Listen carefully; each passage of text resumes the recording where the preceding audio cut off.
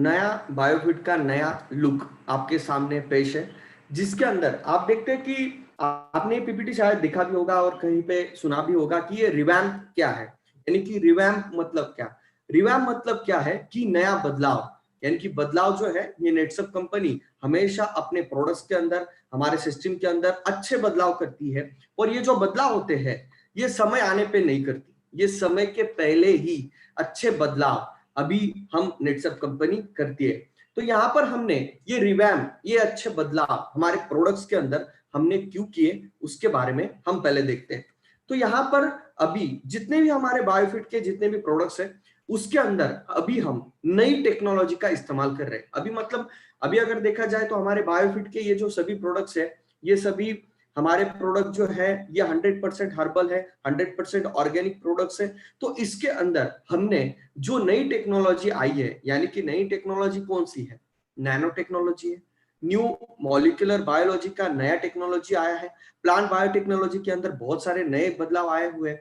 तो ऐसे जबरदस्त बदलाव जो आज की तारीख में न्यू टेक्नोलॉजी में अपडेट हुए, वो सारे नए टेक्नोलॉजी का इस्तेमाल आज की तारीख में हम हमारे प्रोडक्ट्स के अंदर कर रहे हैं। नए बदलाव जो है हम हमारे प्रोडक्ट्स के अंदर कर रहे हैं। उसी के साथ हम जो हमारे प्रोडक्ट्स है उसकी जो इफिशिएंसी है, उसके जो रिजल्ट्स है, वो यहाँ पर हम जबरदस्त तरीके से जो है वो बढ़ने चाहिए। उसके लिए हम यहाँ पर हमारे प्रोडक्ट्स के रिजल्ट बढ़ने चाहिए, उसके लिए भी बहुत सारे एनहांसमेंट है, बहुत सारे नए कंटेंट्स का एडिशन हम हमारे प्रोडक्ट्स के अंदर कर रहे हैं। जिसकी वजह से होगा क्या कि जो रिजल्ट हमारे नेटसप कंपनी के जो प्रोडक्ट के रिजल्ट है वो तो बहुत जबरदस्त आते हैं, लेकिन वो जो रिजल्ट है और बेहतर तरीके से आए उसके लिए भी हम जबरदस्त एनहांसमेंट जो है हमारे प्रोडक्ट्स के अंदर हम यहाँ पर कर रहे हैं। उसी के साथ नए फीचर्स और नए बेनिफिट्स भी हम हमारे प्रोडक्ट्स के अंदर यहाँ पर ऐड कर रहे हैं। नए फीचर्स मतलब क्या कि हमारे जो प्रोडक्ट्स है उसके अंदर नए कंटेंट हो गए, उसी के साथ नए टेक्नोलॉजी का तो इस्तेमाल कर ही रहे, लेकिन उसी के साथ जो न्यू पैकेजिंग है, उसी तरीके से इस प्रोडक्ट की जो यानी कि उसकी यहाँ पर एक्सपायरी जो है वो ज्यादा समय तक कैसे नहीं हो, उसके ऊपर भी नेटसप कंपनी ने काम किया है। इसके जो इफिशियंसी है उसी के साथ जो नए फीचर्स है वो जबरदस्त तरीके से हमने इसके अंदर ऐड किए हुए। और कई बार हमने यहाँ पर देखा है कि कुछ प्रोडक्ट के रिजल्ट जो है वो आगे पीछे होते हैं, यानी कि 19-20 होते हैं, लेकिन वो 100% कैसे लेके जाए, उसकी इफिशियंसी के साथ साथ वो जो कुछ रिजल्ट्स जो है आगे पीछे होते हैं उसको भी 100% रिजल्ट में उसका कन्वर्जन कैसे हो, इस तरीके से ये नया रिवैम्प जो है किया गया है। उसी के साथ अब आप अगर देखेंगे तो हमारे जितने भी प्रोडक्ट्स है उसका जो लुक है वो पूरी तरीके से जो नई पेट बॉटल आई है ना, उसके अंदर हमने इसका नया पैकेजिंग, फ्रेश लुक, आज की तारीख में लुक के ऊपर, पैकेजिंग के ऊपर बहुत सारी कंपनियां बहुत जबरदस्त तरीके से खर्चा करती है। तो नेटसप कंपनी ने भी यहाँ पर एक जबरदस्त तरीके से यहाँ पर हमने नए पैकेजिंग के साथ हमारे बायोफिट का पूरा प्रोडक्ट रेंज आज की तारीख में आ रहा है, पेट बॉटल के अंदर आ रहा है, जिसके अंदर जो लीकेज का प्रॉब्लम था, जिसके अंदर बॉटल फटने का प्रॉब्लम था, उसके ढक्कन का कभी कभी प्रॉब्लम्स हो जाते थे, तो ये सभी प्रॉब्लम्स आगे से नहीं आएंगे। इसके लिए ये नया पैकेजिंग जो है ये यहाँ पर हमने किया हुआ है, और ये सारा चेंज हमने इसलिए किया हुआ है कि उसकी वजह से 100% हमारे जितने भी डायरेक्ट सेलर है उन सभी का एक जबरदस्त तरीके से इनकम यहाँ पर बढ़ेगा, टर्नओवर बढ़ेगा, हमारा पे आउट बढ़ेगा। उसके लिए हमने ये जबरदस्त बदलाव जो है, ये रिवैम्प जो है, ये अच्छा बदलाव जो है ये नेटसप कंपनी ने हमारे बायोफिट के प्रोडक्ट रेंज के अंदर किया हुआ है। तो यहाँ पर हम हमारे जितने भी बायोफिट प्रोडक्ट रेंज है उसके बारे में हम बारीकी से यहाँ पर जानकारी लेंगे और थोड़ा बहुत टेक्निकल नॉलेज भी लेने की कोशिश करेंगे। तो यहाँ पर मैं आपको थोड़ा बहुत टेक्निकल भी नॉलेज देने की कोशिश करूंगा। तो आप अगर कहेंगे तो इसको हम थोड़ा सा डीपली भी हम इसको लेके जाएंगे, ताकि आपका जो कॉन्सेप्ट है, देखो क्या होता है, सबसे इंपॉर्टेंट चीज क्या है कि कोई भी एक पर्टिकुलर सब्जेक्ट का आप अगर बेसिक कॉन्सेप्ट अगर समझ लेते हैं, एक फॉर्मूला अगर आप समझ लेते हैं, तो आप वो पूरे सब्जेक्ट को बहुत अच्छी तरीके से समझ सकते हैं। तो अभी हम क्या है, हम थोड़ा बेसिक फॉर्मूला जो है हमारे खेती का, हमारे बायोफिट प्रोडक्ट का, ये थोड़ा समझने की कोशिश करेंगे। हम प्रोडक्ट समझने, हमारे जो बायोफिट प्रोडक्ट रेंज है उसको तो हम समझेंगे, इस पूरे प्रोडक्ट रेंज को तो हम पूरी तरीके से डीपली समझेंगे, लेकिन इसका जो बेसिक फॉर्मूला है उसके ऊपर भी हम थोड़ा सा समझेंगे कि किस तरीके से प्रोडक्ट जो है, किस तरीके से उसके रिजल्ट आते हैं और किस तरीके से किस अवस्था में हमारे प्रोडक्ट की रिक्वायरमेंट होती है। यानी कि ये कॉन्सेप्ट अगर आपको समझ में आ गया तो मैं कहता हूं कि आपको बायोफिट में किसी भी तरह का क्वेश्चन आपके अपलाइन को या फिर आपके सीनियर्स को या फिर कंपनी में पूछने की जरूरत नहीं रहेगी। तो अभी हम सब लोग जो है ये बहुत अच्छी तरीके से जानते हैं, हम बताते हैं कि हमारे बायोफिट के प्रोडक्ट जो है ये 100% हर्बल है, 100% ऑर्गेनिक है, हम सभी लोगों को बताते हैं। लेकिन इसका एग्जैक्ट मीनिंग क्या है, ऑर्गेनिक का मतलब क्या होता है? हम कहते हैं कि जैविक हमारे सभी प्रोडक्ट है, तो इन सब का मतलब क्या होता है? तो जैविक का मतलब ये होता है कि प्राकृतिक तरीके से ये प्रोडक्ट की निर्मित की गई है।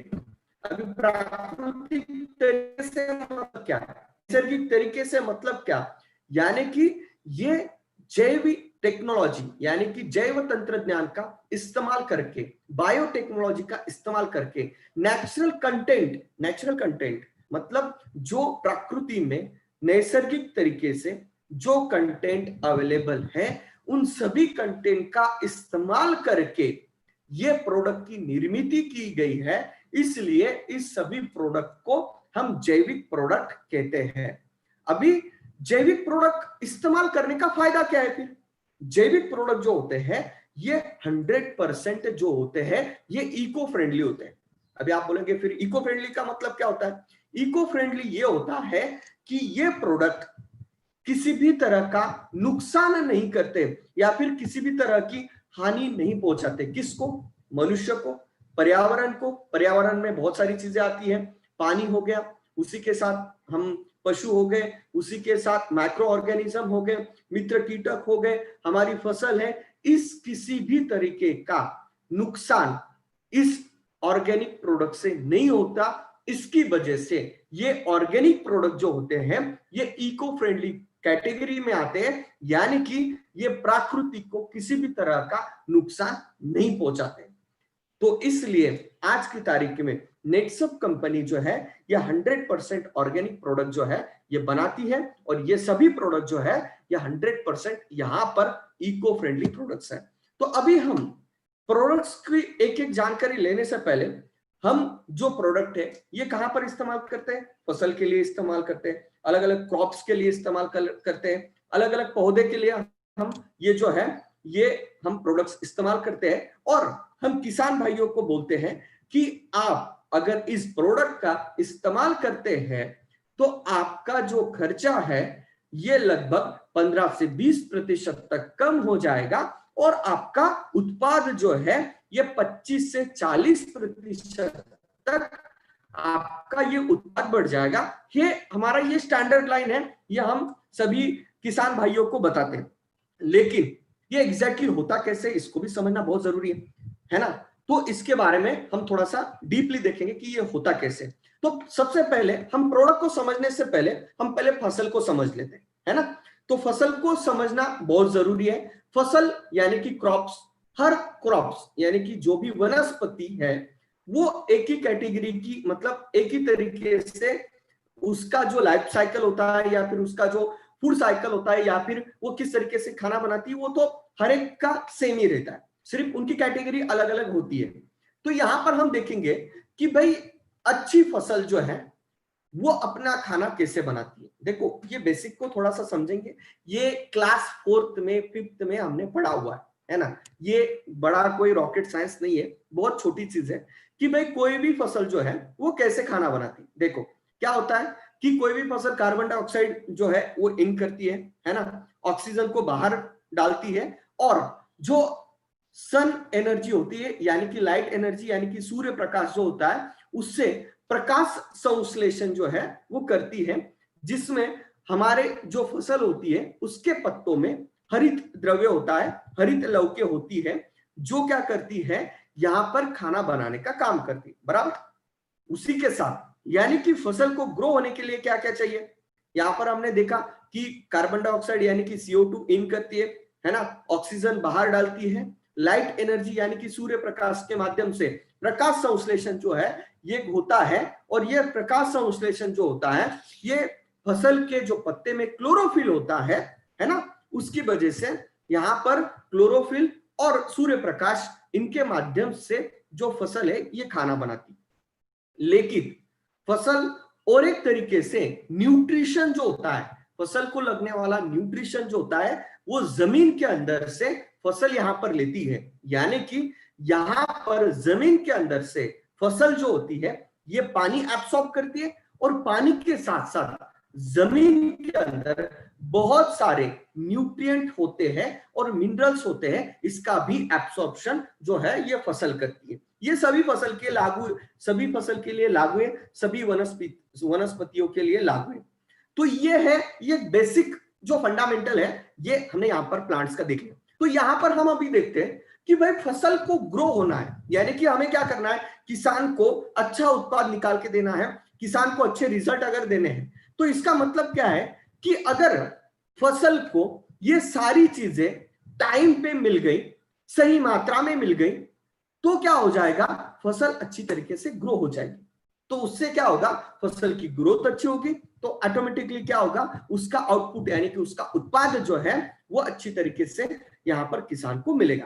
तो वो कैसे होता है, तो यहां पर हम देखेंगे कि भाई फसल को ग्रोथ होने के लिए यानी कि उसको डेवलप होने के लिए, अच्छी फसल डेवलप होने के लिए किन किन चीजों की आवश्यकता होती है। बेसिक चीजें क्या है, सनलाइट सूर्य प्रकाश हो गया, वाटर पानी जमीन के अंदर से मिलता है, हम सिंचाई के माध्यम से देते हैं, बारिश का पानी भी मिलता है, उसी के साथ एयर हवा की बहुत आवश्यकता होती है फसल को ग्रो होने के लिए, CO2 कार्बन डाइऑक्साइड जो कि यहाँ पर फसल जो है हवा में से CO2 जो होता है उसको एब्सॉर्ब करती है, जमीन के अंदर से मिनरल्स है ना, जमीन के अंदर से बहुत सारे मिनरल्स होते हैं जमीन के अंदर, उसको एब्सॉर्ब करती है फसल, उसी के साथ मैक्रोन्यूट्रिएंट और माइक्रोन्यूट्रिएंट्स भी जमीन के अंदर होती है, उनको भी जो फसल है वो रूट्स के माध्यम से, जड़ों के माध्यम से एब्सॉर्ब करती है।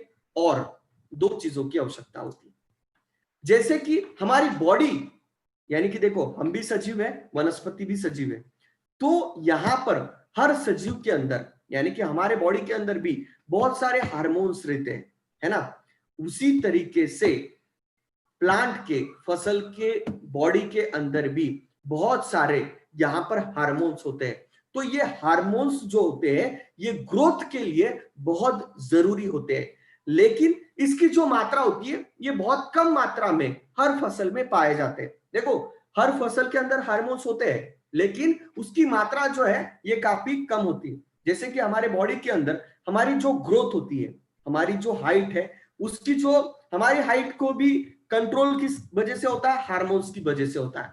हमारे जो बाल होते हैं वो सफेद होते हैं, वो कहीं ना कहीं न्यूट्रिशन की कमी और हार्मोन्स की कमी होती है, उसकी वजह से बालों का भी ग्रोथ जो है उसके ऊपर डिपेंड होता है। बहुत सारी हमारी बॉडी की मेटाबॉलिज्म जो होती है ये हार्मोन्स के ऊपर डिपेंड होता है। जैसे कि हमारे मसल्स है ना, उसको अगर आपको ग्रोथ करना है, अगर अच्छे मसल, मजबूत मसल अगर बनाने हैं, जल्दी कम टाइम में बनाने, तो हम क्या करते हैं, हमारे बॉडी बिल्डर्स क्या करते हैं, स्टेरॉइड नाम का हार्मोन्स लेते हैं, जिसकी वजह से क्या होता है, वो हार्मोन्स आपके बॉडी में एक्सटर्नल तरीके से हार्मोन्स अगर कोई भी बॉडी बिल्डर लेता है तो क्या होता है, उसकी बॉडी अचानक से ग्रो करने लग जाती है, उसमें बहुत जबरदस्त तरीके से मसल ग्रो करने लग जाते हैं। वैसे ही अगर हम हमारी फसल को भी ये हार्मोन्स जो होते हैं ये अगर हम एक्सटर्नल तरीके से हम अगर इसको देते हैं तो उसकी वजह से जो यहां पर हमारी जो फसल होती है उसके बॉडी के अंदर जो हार्मोन्स है वो कम मात्रा में, लेकिन हम ये हार्मोन्स एक्सट्रैक्ट करके हम इसे ज्यादा मात्रा में बना के हम फसल को हम फिर से इसके ऊपर छिड़काव करेंगे तो क्या हो जाएगा, फसल जो है ये अच्छी तरीके से और जबरदस्त तरीके से ग्रो करेगी। उसी के साथ बायोस्टिमुलेंट्स की भी आवश्यकता यहां पर फसल को ग्रो होने में लगती है। तो यहां पर ये सारी चीजें जो है ये प्लांट ग्रोथ को बहुत बढ़िया तरीके से रेगुलेट करती है। तो ये सारे एलिमेंट्स हमने लगभग यहाँ पर 7 से 8 ऐसे एलिमेंट्स है जो बेसिक एलिमेंट्स है जो कि फसल को ग्रो होने के लिए चाहिए। अभी हम ये देखेंगे कि क्या ये सारे एलिमेंट्स हम हमारे प्रोडक्ट्स के माध्यम से दे सकते हैं क्या। देखो, सनलाइट तो नेचुरल तरीके से मिलता है, हवा पानी नेचुरल तरीके से मिलता है, कार्बन डाइऑक्साइड नेचुरल तरीके से मिल जाता है। तो बचे कौन सी चीजें, minerals, micronutrients, macronutrients, plant hormones, यानी कि हम इसे प्लांट ग्रोथ रेगुलेटर्स कहते हैं। मार्केट में आप चले जाओ तो उसे पीजीआर कहते हैं, प्लांट ग्रोथ रेगुलेटर्स, जिसे हम आसान भाषा में क्या कहते हैं, हम इसे टॉनिक कहते हैं, बराबर, टॉनिक कहते हैं, जिसे हम प्लांट ग्रोथ रेगुलेटर्स, हम टेक्निकल भाषा में प्लांट हार्मोन्स कहते हैं, पीजीआर, प्लांट ग्रोथ रेगुलेटर का शॉर्ट फॉर्म हो गया पीजीआर। उसी की तरह बायोस्टिमुलेंट्स की भी आवश्यकता होती है। तो ये 5 से 6 एलिमेंट्स क्या हम हमारे प्रोडक्ट के माध्यम से दे सकते हैं क्या, उसके बारे में हम देखेंगे। वैसे ही हमने कुछ एलिमेंट्स देखे कि प्लांट को ग्रोथ होने के लिए कौन से एलिमेंट्स की आवश्यकता होती है। अभी हम ये देखेंगे कि भाई प्लांट को ग्रोथ होने में कौन लोग प्रॉब्लम क्रिएट करते हैं, या फिर उसको ग्रोथ होने से कौन रोकता है। ऐसे कौन लोग हैं कि प्लांट को अच्छी तरीके से ग्रो नहीं होने देते। एक सबसे बड़ी चीज होती है प्लांट न्यूट्रिएंट डिफिशियंसी। मतलब क्या, जैसे कि हम ये बोलते हैं कि कोई बालक को हम अगर देखते हैं वो अगर दुबला पतला है तो क्या बोलते हैं, ये कुपोषित है क्या, यानी कि सही मात्रा में ये खाना नहीं खा रहा है क्या, सही मात्रा में उसको न्यूट्रिशन नहीं मिल रहा है, जिसकी वजह से हम नेचुरोमोर में बहुत अच्छी तरीके से काम करते हैं, हमें पता है कि न्यूट्रिशन क्या होता है ना।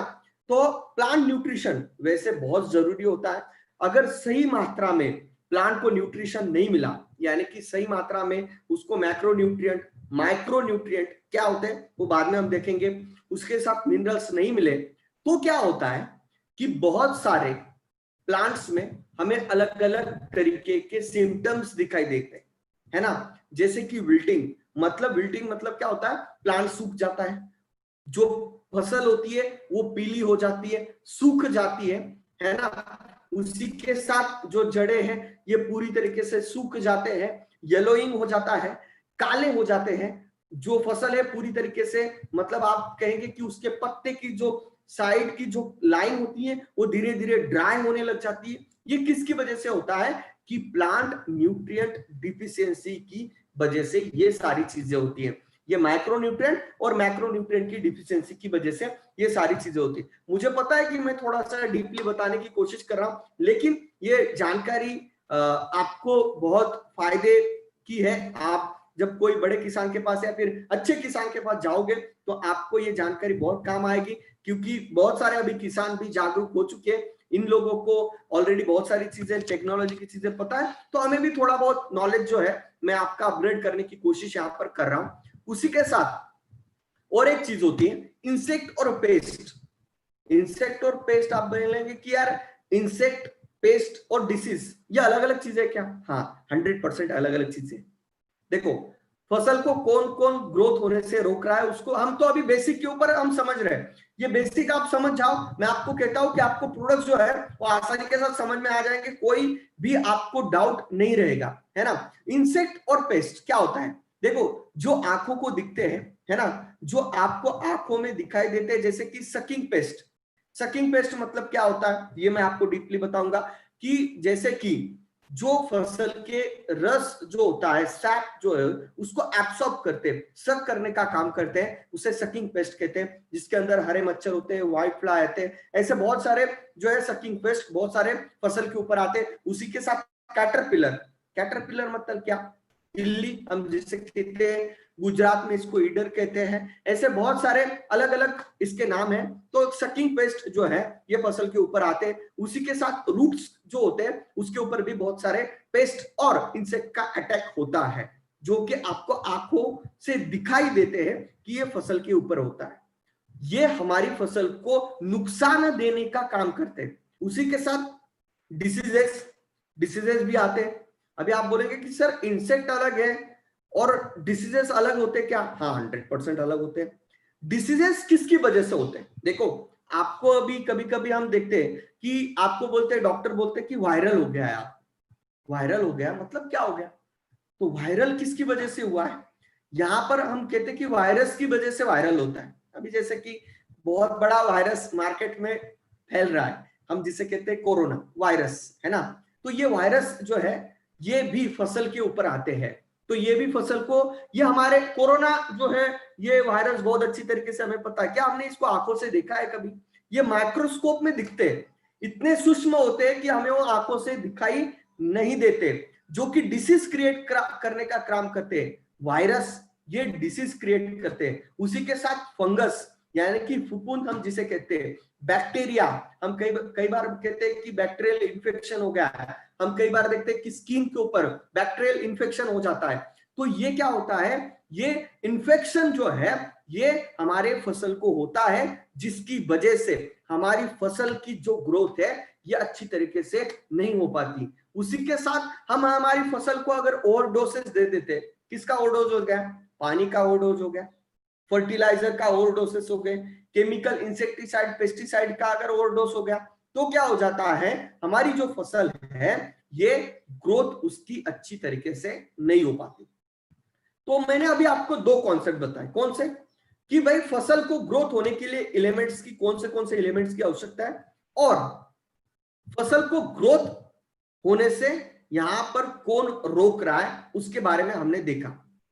तो ये दो चीजें हैं कि अगर हमने हमारी फसल को सही मात्रा में ये एलिमेंट्स अगर पहुंचा दिए, कौन से, सनलाइट, सूर्य प्रकाश सही से मिल रहा है आपकी फसल को, पानी सही से मिल रहा है, हवा सही से मिल रही है, कार्बन डाइऑक्साइड मतलब CO2 तो हवा के माध्यम से मिलता ही है, मिनरल सही मात्रा में मिल रही है, macro nutrients, micro nutrients, plant hormones और बायोस्टिमुलेंट्स, इसकी सही मात्रा और सही टाइम पे अगर किसी भी फसल को मिलती है तो वो फसल बहुत जबरदस्त तरीके से ग्रोथ होती है, उसको अच्छी तरीके से फल आते हैं, उसको अच्छी तरीके से फूल आते हैं, और उसका जो प्रोडक्शन है वो भी जबरदस्त होता है, उसकी क्वालिटी भी जबरदस्त होती है। सिंपल फंडामेंटल मैंने आपको यहां पर बताया।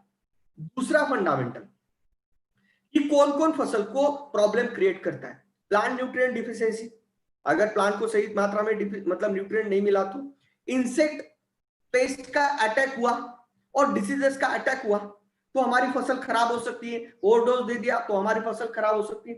तो इंसेक्ट और पेस्ट को कंट्रोल क्या 100% कंट्रोल किया जा सकता है। तो अगर हम उसको अगर कंट्रोल कर लेते हैं या फिर हमारी फसल को इनसे अगर बचा लेते हैं तो क्या हो जाएगा, हमारी फसल को किसी भी तरह का प्रॉब्लम नहीं होगा। हमारे फसल के ये दुश्मन है ना, वायरस, फंगस, बैक्टीरिया, ये हमारे जो फसल है उसके ये दुश्मन है, इनसे अगर हमारी फसल को बचा लेते हैं तो क्या हो जाएगा, हमारी फसल जो है ये अच्छी तरीके से, बहुत अच्छी तरीके से सुरक्षित रहेगी और अच्छी तरीके से इसकी ग्रोथ भी होगी। अभी कुछ बैक्टीरिया होते हैं कि जो हमारे मित्र बैक्टीरिया भी होते हैं और कुछ शत्रु यानी कि दुश्मन बैक्टीरिया भी होते हैं। तो कुछ अच्छे बैक्टीरिया भी जमीन के अंदर रहते हैं, सभी बैक्टीरिया दुश्मन नहीं होते। ओवरडोसेस वो हमारे हाथ में, भाई पानी का ओवरडोज हो गया तो हम कुछ नहीं कर सकते, फर्टिलाइजर उसका भी हम कंट्रोल कर सकते हैं, केमिकल इंसेक्टिसाइड का ओवरडोज ये भी हम कंट्रोल कर सकते हैं। तो देखो ये सारी चीजें हम कंट्रोल कर सकते हैं क्या? हाँ कंट्रोल कर सकते हैं, ठीक है। तो हम अभी हमारी फसल को अच्छी तरीके से ग्रो करने के लिए और हमारी फसल को बचाने के लिए नेटसप के पास क्या ऑप्शन है, क्या प्रोडक्ट्स है, उसके बारे में हम यहां पर अभी देखेंगे। क्या हम नेटसप के प्रोडक्ट के माध्यम से सही मिनरल्स दे सकते हैं, मैक्रो माइक्रो न्यूट्रिएंट पहुंचा सकते हैं, प्लांट हार्मोन दे सकते हैं, बायोस्टिमुलेंट दे सकते हैं, उसी के साथ हमारी फसल को इंसेक्ट या पेस्ट से बचा सकते हैं, डिसीजेस से बचा सकते हैं क्या हमारे नेटसप के प्रोडक्ट के माध्यम से? तो 100% ये कर सकते हैं। और ये सारा तरीका हम नेचुरल तरीके से, किसी भी तरह का हमारी फसल को, हमारे पर्यावरण को किसी भी तरह का साइड इफेक्ट ना होते हुए हम ये दोनों चीजें यहां पर कर सकते हैं। तो ये कैसे होगा, ये हम स्टेप बाय स्टेप हमारे प्रोडक्ट्स के माध्यम से हम देखते हैं।